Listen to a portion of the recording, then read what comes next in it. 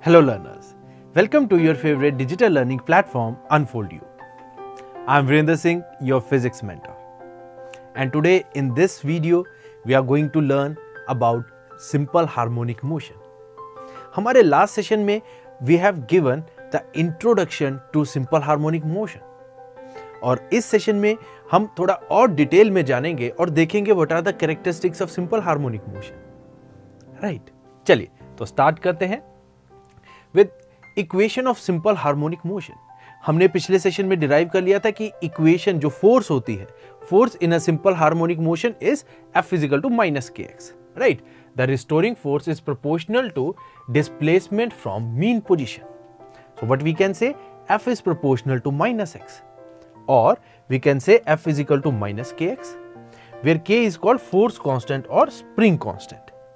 Right? यहां तक हमने लास्ट सेशन में देख लिया था. और इसको अगर ऐसे देखें, अगर डिस्प्लेसमेंट मेरी टूवर्ड्स राइट है तो फोर्स मेरी कहां होगी, टूवर्ड्स लेफ्ट. हमेशा ये दोनों ऑपोजिट डायरेक्शन में रहेंगे. राइट? चलिए आगे देखते हैं. अगर हम बात करें डिस्प्लेसमेंट ऑफ एसएचएम, अब देखिए हमें पता है कि ऑब्जेक्ट आपका क्या कर रहा है, एक बार आगे जा रहा है, पीछे जा रहा है, आगे जा रहा है, पीछे जा रहा है. दैट मीन्स ऑब्जेक्ट अपनी मीन पोजीशन से कभी लेफ्ट जा रहा है, कभी राइट जा रहा है. Then a question comes, how we can express the displacement of that particle? तो हमेशा याद रखेंगे SHM में जो डिस्प्लेसमेंट है वो हमेशा हम एक्सप्रेस करते हैं एज साइन फंक्शन या कॉस फंक्शन. तो उसको साइन या कॉस टर्म्स में एक्सप्रेस किया जाता है. Right? Displacement of a particle is always expressed as y is equal to a sin omega t plus phi. Sine function की तरह उसे एक्सप्रेस किया जाता है. और it can be expressed as cos function as well. A cos omega t plus phi. अब ये क्या चीजें हैं, सभी हम स्टेप बाय स्टेप देखेंगे. तो अभी घबराना नहीं है कि ये क्या लिख दिया. We will understand all these terms one by one. Right? या तो हम इस टर्म्स में साइन फंक्शन की टर्म्स में या कॉस फंक्शन की टर्म्स में displacement of particle in SHM लिख सकते हैं. राइट? अब देखिए, अब साइन फंक्शन का अगर मुझे ग्राफ बनाना है तो ग्राफ कैसे होता है, लाइक दिस. ग्राफ कुछ इस तरह से होता है. राइट? और ये ग्राफ में what is the maximum position, amplitude, this is A being the maximum position. Right? Minimum position, this is minus A, minimum position. Right? और बाकी चीजें अभी देखेंगे. Till now you just know कि साइन को कैसे एक्सप्रेस किया जाता है in terms of graph. Right? So इस तरह से साइन फंक्शन को एक्सप्रेस किया जाता है. और हमें पता है हम डिस्प्लेसमेंट, एसएचएम में डिस्प्लेसमेंट हम कैसे एक्सप्रेस करते हैं, हम एक्सप्रेस करते हैं एज साइन और cos function. Is it clear? Now you will think कि सर कैसे, मतलब पार्टिकल तो आगे पीछे मूव कर रहा है और डिस्प्लेसमेंट मैंने ऐसे गोल दिखा दी. How is it possible? Now this is a very interesting thing.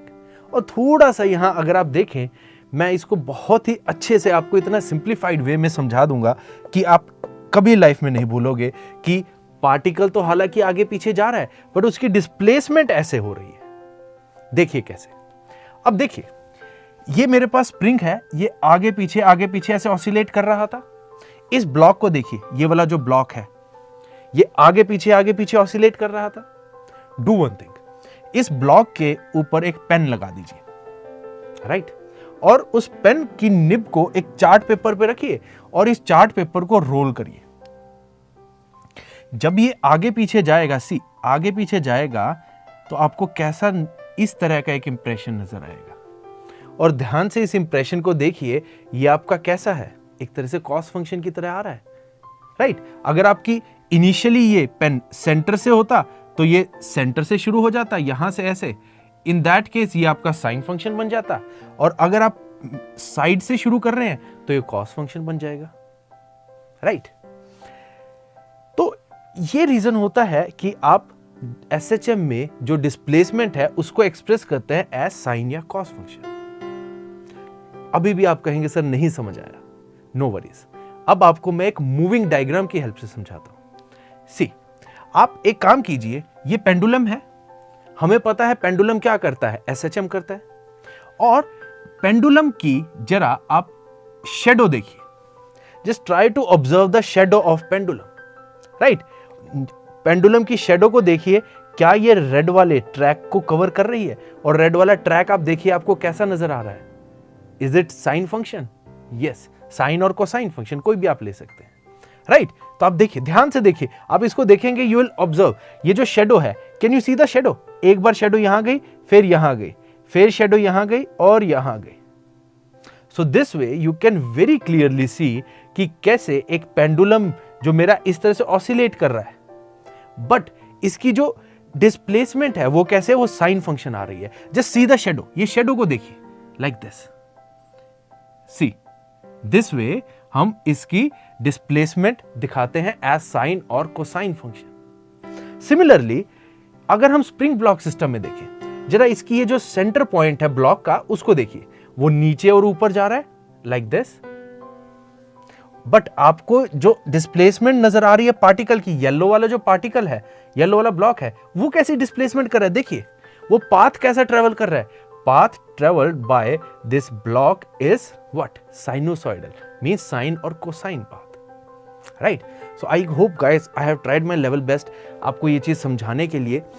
I hope अब आपको अच्छे से समझ आ गया होगा कि कैसे एसएचएम में जो पार्टिकल है वो एक साइनोसॉइडल पाथ कवर करता है, राइट। अब देखिए एक और थोड़ा सा आपको मैं हेल्प करता हूं, इस ब्लॉक को देखिए, और ये जो रेड डॉट्स हैं, try to follow this red dots like this, ठीक। ये नीचे गए, ऊपर, नीचे, ऊपर, और ये रेड डॉट्स को जरा फॉलो करिए, right. Now can you relate these two things कि पार्टिकल तो मेरा ऊपर नीचे जा रहा है, बट अगर मैं इसकी डिस्प्लेसमेंट को ऑन पेपर दिखाने की कोशिश करूं, then it will be like this, it will be a sine function type curve, right. और इस साइन फंक्शन में जो ये मैक्सिमम पोजीशन है, ध्यान से देखिए, सी दिस मैक्सिमम पोजीशन जहां तक ये पार्टिकल जा रहा है, and this is the minimum position. Let me just draw it clearly, and this is the minimum position. See particle देखिए इन दोनों पोजीशंस के बीच में ऑसिलेट कर रहा है, कैन यू सी? और ग्राफ पे ये मेरी क्या आ रही है? मैक्सिमम पोजीशन, और ये आ रही है minimum position. So mean position से जितना पार्टिकल ऑसिलेट करता है उसको हम क्या कहते हैं? Amplitude. This is called amplitude A. हमने इक्वेशन कैसे लिखी थी? इक्वेशन देखिए ऐसे थी, y is equal to A sine omega T plus phi, where what is this A? A is the amplitude और मैक्सिमम डिस्प्लेसमेंट। ए क्या है? एम्पलीट्यूड और मैक्सिमम डिस्प्लेसमेंट, राइट। और यहां पे अगर मुझे टाइम पीरियड डिफाइन करना हो, time period is the time in which one oscillation is completed. तो ध्यान से देखिए, जब ये पार्टिकल यहां से अब शुरू हुआ, नीचे गया, दोबारा ऊपर गया और दोबारा सेंटर में आया, that time is called time period. तो अगर आप ध्यान से ऑब्जर्व करें, टाइम पीरियड इज जितना यहां से यहां तक आने में उसको टाइम लगा, this time is time period, right. क्योंकि यहां मीन पोजीशन पे था, दोबारा मीन पोजीशन पे यहां पहुंचा, तो एक बार मीन पोजीशन से दोबारा मीन पोजीशन पे आने में जितना टाइम लगा, that is called time period. Is it clear? यहां से यहां तक पहुंचने में जितना टाइम लगेगा, that is called time period, उसे हम कहते हैं टाइम पीरियड, राइट। तो आई होप अब आपको गाइस ये अच्छे से समझ आ गया होगा। अब जरा इसके एग्जैक्ट डेफिनेशंस देखते हैं, राइट। अगर मुझे एम्पलीट्यूड डिफाइन करना हो, what is amplitude? It is the maximum displacement of oscillating particle on either side of mean position is called amplitude. अब तो आप अच्छे से समझ गए होंगे what is amplitude? It is maximum displacement on either side of mean position.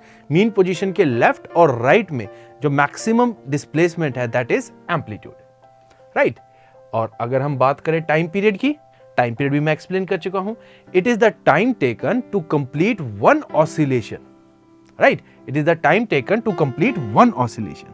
The time taken by oscillating particle to complete one oscillation is called time period, and it is denoted by letter capital T.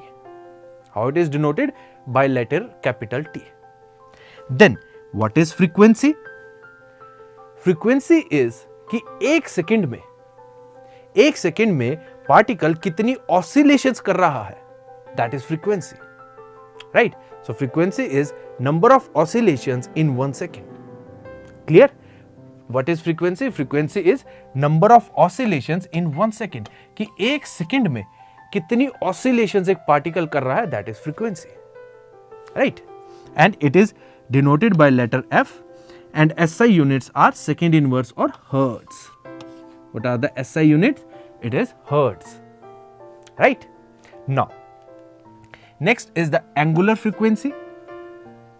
अगर हमें angular frequency define करनी हो, what is angular frequency? Angular frequency is कि घूमने की कितनी frequency है, and it is represented by letter omega. It is equal to 2 pi f. What is omega? Omega is 2 pi f. हम circular motion में देख चुके हैं ये, right? SI units क्या होती है? Radians per second. Then phase. Phase is, you remember एक चीज हमने लिखी थी, y is equal to a sin omega t plus phi. Now this term phi is called phase. Phi को हम क्या कहते हैं? Phase, right? So the phase at any instant tells the state or position and the direction of motion at that instant. The phase at a time t is known as the initial phase or epoch. At t is equal to 0 पे जो हमारा phase होता है उसको हम कहते हैं initial phase, right? और ये हमें position बताता है. इसको थोड़ा later on stages पे हम समझेंगे कि इसका क्या मतलब होता है, right? Then total phase angle. अगर हम total phase angle की बात करें तो ये पूरी term omega T plus phi, ये जो पूरी टर्म है, this is called total phase. This is called total phase angle, right? This is called total phase angle.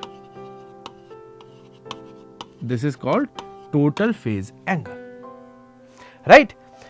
So guys, ये था हमारा SHM, और SHM में कैसे हम SHM को रिप्रेजेंट करते हैं और कैसे इसकी डिस्प्लेसमेंट को रिप्रेजेंट किया जाता है. आई होप ये आपको अच्छे से क्लियर हुआ होगा. कमिंग सेशन में हम देखेंगे about velocity and acceleration of SHM. So guys, till then keep learning and keep sharing. Thank you.